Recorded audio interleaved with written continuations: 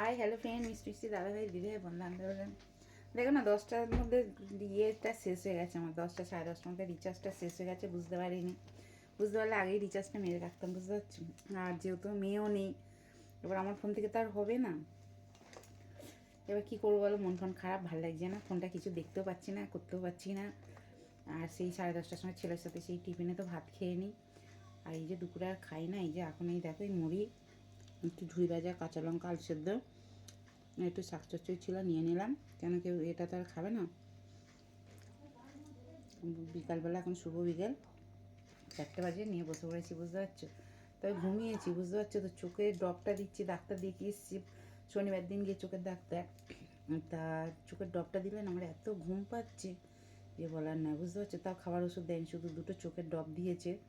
এই চোখের ড্রপটা দিলে না আর মানে আমি তাকাতে পারছি না, মানে আমার এত ঘুম পাচ্ছে অগরে যে বলার নয়, বুঝতে পারছো।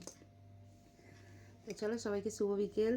মুড়ি, শাক চচ্চড়ি, আলু সেদ্ধ, কাঁচা লঙ্কার ভালোবাসা, কে কে খাবে তা করো।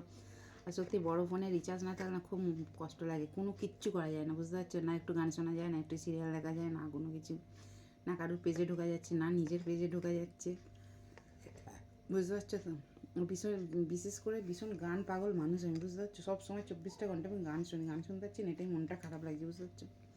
চলো মুড়ি, আলু সেদ্ধ, ঝুড়ি ভাজা, কাঁচা লঙ্কার ভালোবাসা।